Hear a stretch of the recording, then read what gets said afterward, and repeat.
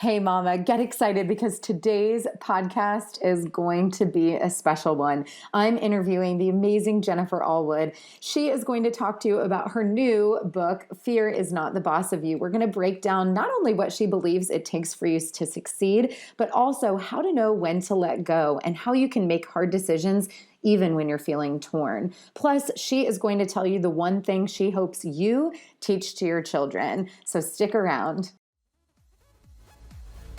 You're listening to Free Mama Radio, where we believe you can have both a successful business and show up as the mom you want to be. I'm your host, Lauren Golden, a mom who built a full-time income working part-time hours. Now, I help other moms like you learn how to work from home on your own terms, take control of your schedule, and make more money so you can live a totally awesome, guilt-free life. I am on a mission to make sure that no mother has to choose between family and financial stability. So if you've been wondering, can I really have it all? This podcast will give you the answers. Jennifer Allwood has found freedom in her business, her time, her finances, and most importantly, her faith through years of releasing more and more over to God. What started as a desire to help pull her family out of financial desperation became a calling to help other women find the courage to do the same. Jennifer stands steadfast in the idea of using her business as a way to serve God and her family. Her goal is to use the tools so readily available, social media, email, and internet, as the way to make this happen. She knows getting unstuck, pushing through the overwhelm, and doing things in spite of fear are key in growing any business. Sounds very familiar to our mission at the Free Mama. Today, Jennifer is able to use her social media following of 500,000 people, her podcast, The Jennifer Allwood Show, with more than 1.5 million downloads, her coaching groups with thousands of members, and her #1 best-selling book, Fear is Not the Boss of You, which I'm so excited to talk about today, to help other women do for their businesses what she has done in hers.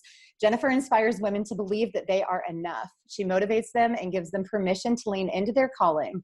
She's the best friend, I love that will light a fire underneath them and cheer them on every step of the way. Jennifer, thank you so much for being here today. Well, thank you. And oh my gosh, that was a mouthful. I need to tell my team, like, cut it in half. Cut those words in half. It's delightful. And it gives me so much already to pull out from. So I want to talk about your book. Actually, yes. I think I told you saw on Instagram the other day, we're actually using your book in our book club for our brand new membership that we launched at the Free Mama this month.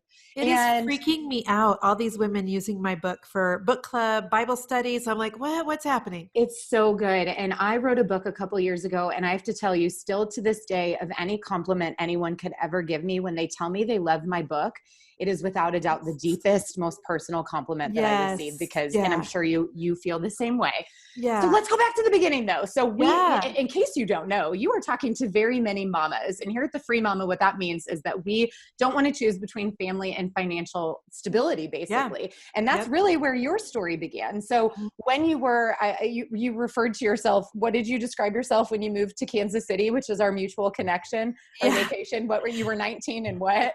I just said I was, did I say young and broke, or did I say young and dumb, or did I say, I don't remember what I said, but I moved to Kansas City from a small town in Iowa when I was 19 with really just one person that I knew and no plan, but when you're young, you can kind of do that.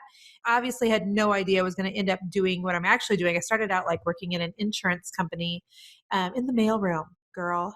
In the mailroom. I need to tell that story more because I literally pushed around a cart for like 2 years delivering, mail to like vice presidents and presidents in this big insurance company. What's super random now, Lauren, is that I live right next door to one of the women that was the vice presidents at that company. It's so strange because when we moved in 2 years ago to a house that I only dreamed of living in for years and years and years. And she came out and she said, Jennifer Allwood. And I said, Marilyn Bailey. Because after I worked in the mailroom, I got promoted and I was actually her, I made all of her travel arrangements for years, like an assistant to her and several other VPs. And then now I'm like, this is such a weird world we're living in. 30 years later, I live next to you. What is happening? But I love it. And actually, I was having a conversation with some of my coaching students earlier all about leadership and how I think sometimes our own experiences form the kind of leader we want to become. And I was in a situation kind of before this business and this iteration of myself where I was working for somebody who I always felt wanted to keep me down. And I was so aware of that I decided I wanted to be the kind of leader that taught people to outgrow me. Like if I could just grow you and you go out and do your own. And I think it's just a product of our circumstances. So I think it is absolutely beautiful that you now live next door to the person that you used to work for. It's wonderful. So your story begins really though with your desire to pull your family out of financial desperation. What did that look like for you? Yeah. So I, fast forward from the insurance company, I eventually started being an entrepreneur, which was never a dream, never a thought, never even a blip on the radar. But I had started a painting company on the nights and weekends in Kansas City, and I loved it. I was still working then it was I was doing software development for a telecom company. And I got laid off from that day job, and I'd been playing with, and I put that in parentheses because that's how God does people so often. I'd been playing with this little sweet, precious hobby of painting people's house on the night and weekends. And when I got laid off from my day job, I was like, I wonder if I could maybe actually make a go of this thing. What would happen if I actually really tried and got legit and got business cards? And I remember using the yellow pages, which I think you are way too young, Lauren, to even remember what the remember them. You remember the yellow pages? Okay. So I went through the yellow pages and I ripped out all the pages of every interior designer and interior decorator in Kansas City. And I either showed up at their doorstep or I called them on a landline, which is also a dinosaur, because I was kind of desperate not to have to go back to pantyhose and a pager. I just, as soon as I got away from that world, I'm like, gosh, I don't want to have to go back. And so started my painting company, The Magic Brush. And right after I started it, we landed some crazy big houses and jobs of, $1 million homes, which this was 20 years ago. So that was, a really big deal. And then we found out we were pregnant with our first son, Noah. And then I was in this conundrum. And by the way, I love using the word conundrum whenever it's appropriate. It's never appropriate. And now it's appropriate. So thank you for that. So I was in this conundrum of, okay, I've got this amazing business that just started and now I want to stay home full time. Now what do I do? And so it wasn't even like I knew anybody that stayed and worked from home. That wasn't a thing. People either worked outside of the home or they were stay-at-home moms. And I felt like I had my foot in both worlds. And I was like, but I want to somehow figure out how to do both. And so what I figured out, and I didn't even it's not like I even intentionally figured it out. It just kind of, kept taking the next right step and the next right step. And what eventually ended up happening is I asked my sister-in-law to come paint for me. So she went out and painted in these houses every day. And I stayed home and had Noah. And then right after that, got pregnant with Easton. And then right after that, got pregnant with Ava. So I was just a baby making machine for a couple of years. And I just had a team of women. It started out with just one girl. And then eventually was 8 women who painted for me every day. And I'd load the little kids up and take them with me on occasion. And when they were old enough to start a mom's day out, they would go there and I'd work on the painting company. But the majority of the time I was home with my children running a business. And eventually we did some amazing things. We got to do 3 episodes of Extreme Home Makeover for ABC, which was amazing. And I'll never forget, one time I was changing a dirty diaper on one of the kids and I was talking on the phone to one of the HGTV executives, or I'm sorry, not HGTV, ABC. And I was like, oh my gosh, if they only knew it. I'm thinking, don't cry. I'm wiping the bottom. I'm thinking, don't cry. I should be way more professional than this. But all I know is running a business with a baby on a hip. That's all I know. Wow. The similarities between our paths and I think our viewpoint are very, very similar because I often talk about, when I was kind of going through my own journey, it was when the lean in movement was really strong. The book just came out. And so I was this ambitious driven woman who had just found out she was pregnant, who grew up with a stay-at-home mom who was being told lean in. And I'm like, that doesn't work for me. But all my other friends were these amazing Pinterest moms, stay at home. And I'm like, but I'm not that either. And so for me, the free mama literally was my answer to that gray area in between. So as you were speaking, I resonated so much with your own experience. I did not know where I belonged. No. And what was interesting is, 20 years ago, there wasn't Facebook for us to connect with all these other moms that were kind of, one foot in both worlds. There wasn't Instagram DMs. And so at times it felt very lonely because I was friends with so many girls that worked full time. And I was also friends with so many girls that stayed home full time. And, I was somewhere in between them and didn't know anybody else who was kind of doing it like me. And so, oh my gosh, I'm so happy for the women today that have more resources than what we did 20 years ago.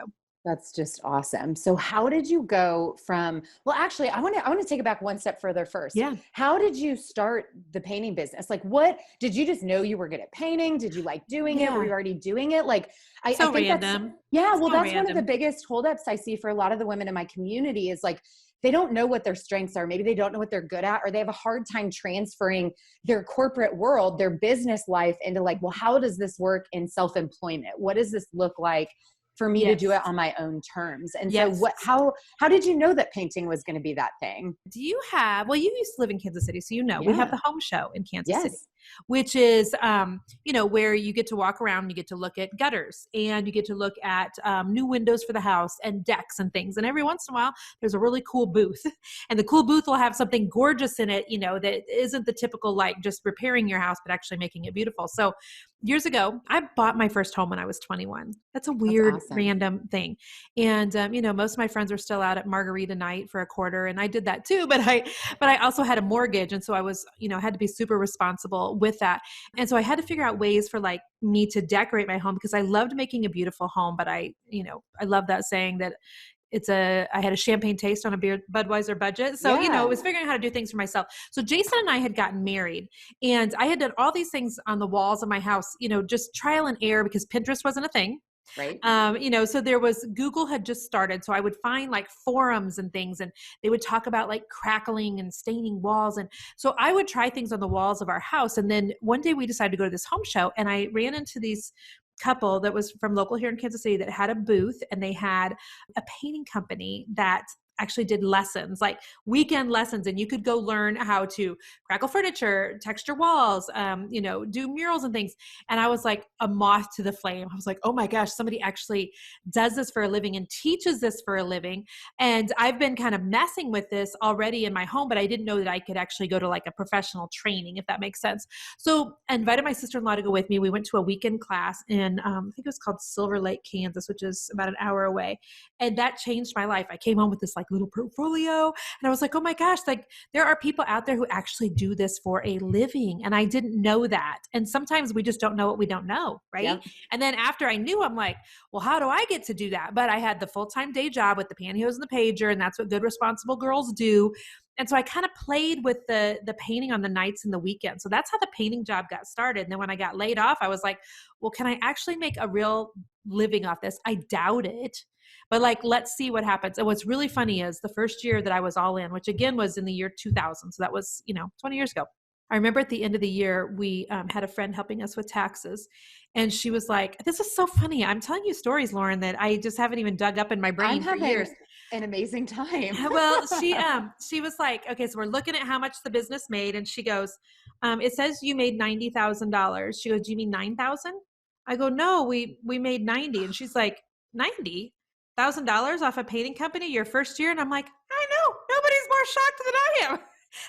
I'll never forget that. She was like, you mean 9,000? I'm like, no, add a zero. We made $90,000 my first year in business 20 years ago. And so that business worked really, really well until probably 6 years ago, when all of a sudden I knew that kind of that season was over. So I want to get to that in just a second. Before that, I want to find out from you, what do you think, if you could attribute it to one, maybe two things, why do you think you were so successful your first year? What did you, because that's not luck. That's not luck. I mean, obviously a lot of hard work, grit. Yeah. But what was it? Were you just great at networking? Were you I was good at marketing. Good at I was marketing. not good at networking. I was good at marketing. But the truth was, I think that there was an element of desperation not to have to go back to a day job. I would call that necessity, not desperation. Because I think people get on the other side of it, I'm like, I don't ever want to go back. Because I can remember, Lauren, having a boss at one point who would sit and wait for us to walk in the door. And if you're 5 minutes late because of traffic, and Kansas City traffic is nothing compared to, other cities, but there's times when it's no fun. And I can remember him being like, really? It's 9:05. And me being like, I am an actual adult with an actual mortgage and an actual like 401k match. And you are like, jamming me up over 5 minutes. I'm like, I remember I hated working at the day job. I hated it. And so I think for me, there was if I can make this business successful, and by the way, I loved it, so that helped, then I don't have to go back to that thing, which everybody thinks that I should go back to because that was the responsible thing. And I'm a super responsible person, which I talk about in Fear is Not the Boss of You. But as long as I can like prove to almost myself, it wasn't even so much like trying to prove to other people, but I don't want to have to go back to something I don't love. And now that I've had a taste of freedom, I didn't want to go back to that cage. I love that. Okay. So one of the things we read in your bio was how you love to use these super accessible tools, the internet, right? Yep. Social media, all these things that you didn't have when you started your painting business. How did you use those in your painting business at all? And what role did that play when you did decide to transition, when you knew that you were ready to put that to bed and maybe go to this next iteration? Because I agree. I always say I teach moms how to freelance from home, and all you need is a computer and Wi-Fi. The barrier for entry these days is almost non-existent. And so what role did this play in that business? You said you were good at marketing. Well, I was good at marketing in that I had the yellow pages and I had email, and that's really all I had. And so I say I was good at marketing. I was actually good at developing personal relationships with people like builders and decorators and interior designers and the, extreme home makeover team. So I was good at that. But then what ended up happening is Facebook came about. What has Facebook been around 10, 11 years at this point? Yeah, like 2005, 2006. Like I can't even remember like BF, like before Facebook. No. I've never heard that, but I'm going to start using that definitely. So I will always give you credit. I use it on all sorts of things. Like BK is before kids. Oh my gosh. BA is awesome. Before Ari, the little girl we're adopting. We use it all the time. So when Facebook came out, I was doing what still a lot of people are doing. And I was using Facebook for pictures of, the kids and here's the birthday party and here's the vacation pictures. And then I started seeing just a couple people, not very many, like using Facebook for their business. And I was like, whoa. Feels like a game changer, but it was like kind of early on. I'm like, I don't know. I'm not seeing anybody like in my industry do this. And so I started a Facebook business page, and I was like, you know what?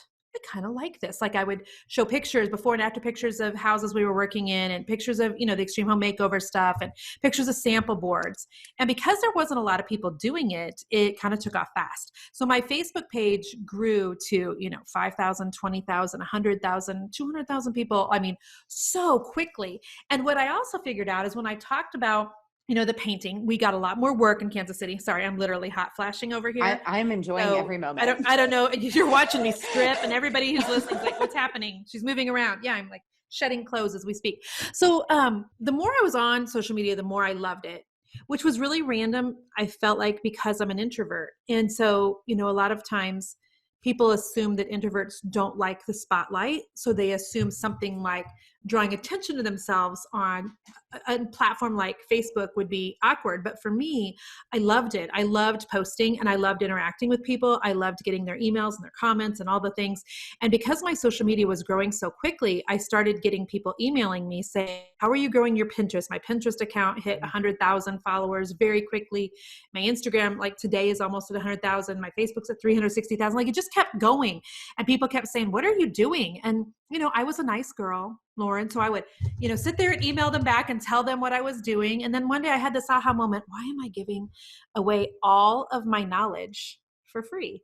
Like I was kind of tired of doing that. And nice girls, but then there was like this little bit of a struggle on the inside of me. Nice girls give away their content for free, is what I was kind of thinking. But I kept thinking, I'm leaving money on the table also. And oh, by the way, my family needs to eat and time. Yeah. Like, that's what I think. I'm time obsessed, and it's not that you don't want to be generous, right? But that's costing you a lot of your time. You could be spending doing something else. And you can tell when you've hit that point where you need to charge for your time, when the bitterness starts to set in. Yep. I use the word resentful. Super annoyed with your followers. Because they're asking questions, and I'm like, this is not cool of me. Right. And so I had several people who were asking me, do you have any groups? Do you have any, like, can you be a coach? And I'm like, what are they saying? A coach? Like, I don't even know what that is. I'll never forget. It was probably about 6 years ago. I got home from work one day, and at this point, all three of our biological kiddos were in school. And so I was back out in the painting field, and I had 8 women painting for me. And I got home, and a lady who lives in Florida had left a message on my answering machine, like the one that had the blinking light, on your kitchen counter. And And she was like, I live in Florida and I've watched what you've done on social media. And I wondered if you would coach me. And I was like, okay, I don't understand what people are meaning. I'm not a coach. Like, what does that look like? But that little thought, like it was kind of like she planted a seed. Mm-hmm. And other people just kept watering it until finally one day I Mm. was like, okay, well, I don't know what the heck I'm doing, but all right, fine. I'll do a paid group and I'll charge people $47 a month and they can come into the group and I'll teach them how I've built my social media. And that group, grew quickly to 100 people, then 300 a month, then 700 a month, at 47 Wow. bucks. And now we have almost 2,000 a month who pay $47 a month to me to still almost 5 years later teach them how to grow their social media. And it's so weird because I never would have thought this is where I landed. And actually, I love it so much because what I'm doing is giving, it's not because I love social media, Lauren, it's because I love giving women tools that give them freedom. That's it for me. That's like the line in the sand. Like when I can give women tools that allow her to live a life that she wants, to be able to have a job and parent at the same time, to add money to the family's income without, selling her soul and having to give up all of her time. Like that to me is just the heart of what I do. And so yeah, that's how I landed where I am currently at. We are soul sisters. I'm just telling you. Okay, so we got the painting business. People are leaving you voicemails to coach you. You've got this super successful membership. When did you let the painting business go? And how did you kind of recalibrate to own this space of being a business coach and mentor to these women? Because I'm assuming there was kind of probably some mindset growth that had to happen there as well. I let the painting business go in 2017. So about 3 years ago. I was disobedient for about a year. I kept it about a year longer than I should. God kept telling me to get rid of it. And I kept thinking, I don't know how.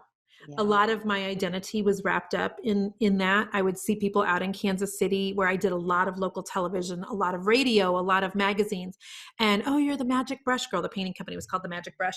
And so a lot of my identity, I think, was wrapped up into that, which is gross even to say. But I was scared because I kept thinking, but if I let go of this, God, I don't know what's going to happen over here. And this is why women stay stuck so often. This is, one of the great reasons I wrote the book, Fear is Not the Boss of You, because I was stuck. I was so terrified. Like I had no idea how to fully let go of this, because what if this thing over here doesn't work out?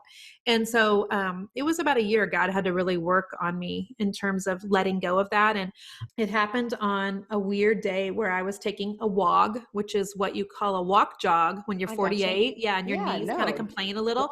So I was out on a WOG and I was listening to Eminem, because God loves Eminem too. And I felt like the Lord was like, girl, turn it off. And so I turned it off. And as I was wogging, I just had this really strong feeling like, you need to it's now close the business. Your heart isn't in it.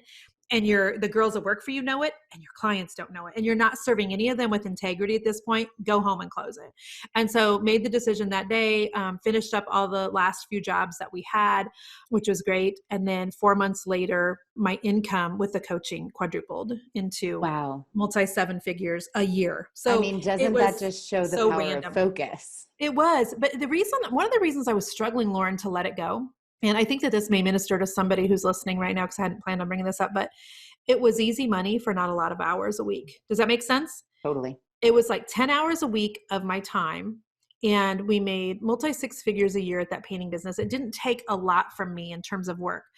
But, the Bible talks about a double-minded man is unstable in all of his ways.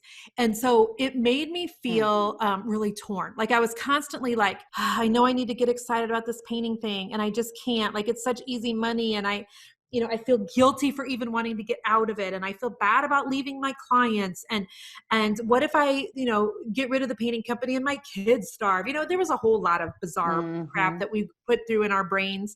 And I just kept thinking, it's such easy money. Why would I give that up?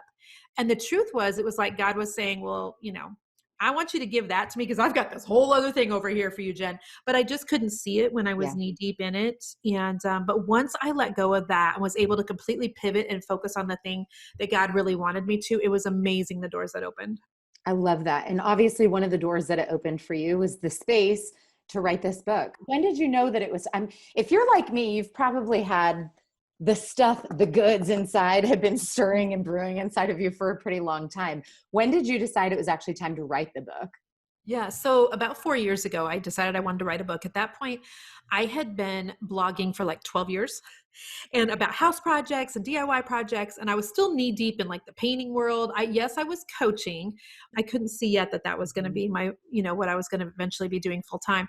And so somebody had told me, Jen, you could literally take like 12 years of blog posts and just put it into a book. Like, it'll sell, like it'd be at Barnes and Nobles. And I'm like, really? So I literally spent like a year copying and pasting blog posts into a Word document, and then sat there and waited for some book fairy to like show up and make a book out of it. And of course that never happened. Like, it literally is just still on my desktop somewhere where old dead files live.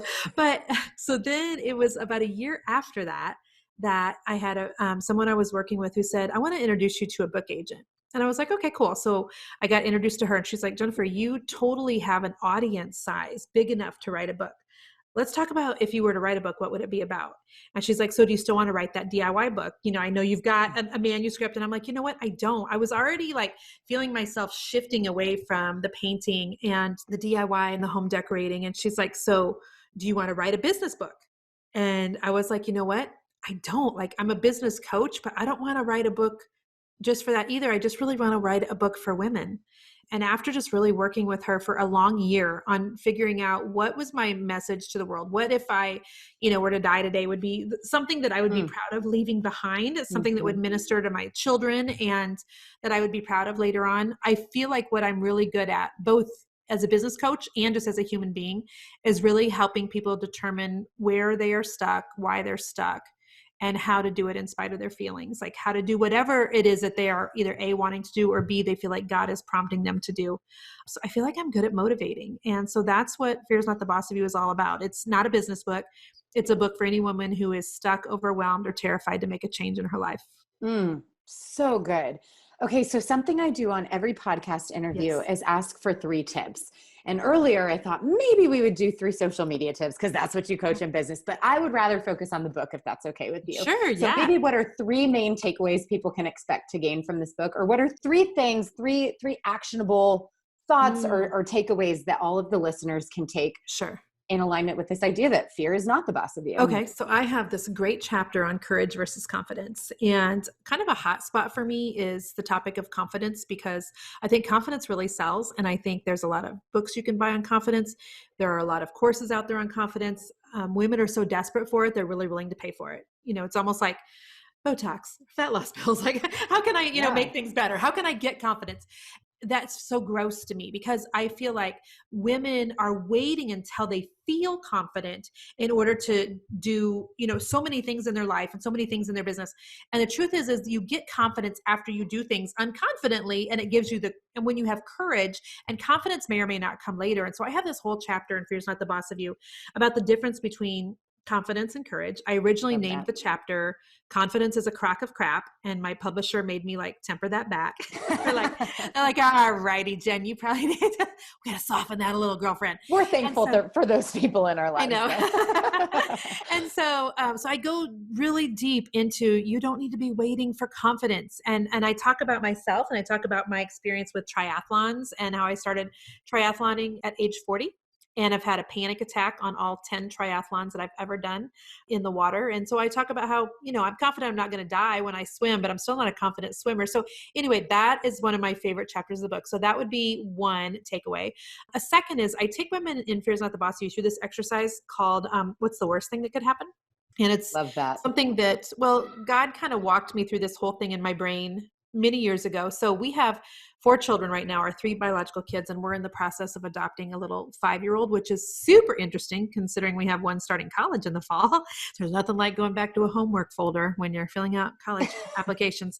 I just got out of diaper, not me personally, but my youngest child. So we're just still in the thick of it. Thank you, Lord, that she came to us after diapers. But so I can remember when the 3 biological kiddos, when they were younger, and I was bitter and resentful towards my husband. He worked a lot, so he would leave, often at 8 a.m. You get home at 6 at night. And by 6:15, I am pissed off at the world, and especially pissed off at him, because I'm like, where the heck is he? I've been raising these kids and running the business, because it was different than so many of my mom friends who are just, not just taking care of the kids, but I was trying to do both. Right. I'm trying to still text because that's all I had, the girls who are out in the field painting, and make sure I'm wiping bottoms and, going over spelling words and all the things. So there was a period of time where I was really grumpy and also a lot frumpier than I wanted to be, and just probably not very easy to be married to. And I can remember thinking, I'm sure my husband's cheating on me. Like, I'd cheat on me, not really, but you know what I mean? I was going down into this pit of despair, like this spiral of like, he's late and I'm always crabby and I'm sure I'm not easy to be married to. And he's probably thinking everybody else is nicer and their boobs are perky and they haven't nursed their kids. I'm going full in on that. And I can remember driving home one day, I picked the kids up from their mom's day out and thinking, is he actually having an affair? And by the way, there was nothing logical to point towards him having an affair. It was just me having a vain imagination and being on the crazy train. And I can remember it was like God was sitting in the seat right next to me in my SUV. And I can remember the Holy Spirit saying, and Jen, what if he is? What's the worst thing that could happen? And I was like, oh, and like to actually go down that thought process. And I was like, well, the worst thing that could happen, because that was kind of like my worst fear. And a lot of that is, the way we're raised and our own personal experiences in life. And so my worst fear was my husband having an affair. And so I was like, well, what's the worst thing that could happen? Well, the worst thing that could happen is I would divorce him. And the Bible says that I can do that for infidelity. And then the Lord was like, okay, and then what's the worst thing that happened? I was like, well, and then we're going to have to figure out who's keeping the house. And I'm keeping the house because I painted these walls. So we did this. We kept going, Lauren, until I got to the point where I was like, and the worst thing that would happen is it would really stink. It would be awful. It would break my heart, and it would, I think, break the Lord's too. But at the end of the day, I would still make it, and I would still have, my faith. And I've made it through every horrible day I've had thus far. And so has every other woman who's reading my book. And so I take women through that exercise in Fear is Not the Boss View about what's the worst thing that could happen. Like if you did the thing that you're scared to do, what is the worst thing that could happen? And then you wanted a third thing. What was the third thing that you wanted? Anything. You hit me with 3 things, 3 takeaways. What's your third favorite part of your book? You know what? Probably my third favorite part of the book is where I talk specifically to moms about the topic of how are your kids going to learn how to be courageous? Who's going to teach them that? I love this. Because we, when it came time for our kids to learn how to drive, you could actually hire people to like take your kids out to teach them how to drive. They like actually take them on the driving route. It's an amazing, beautiful thing, Lauren. So just FYI, driver's ed, baby. All right. It isn't even driver's ed. It's like, there's people that know the driving course and they're just like off, they don't work for an organization or anything. And they'll take your kiddo out because they don't actually have driver's ed anymore. Did you know that? No, I mean, no. Not where we're at in Kansas City. There's no driver's ed. Guess who teaches them to drive? We do.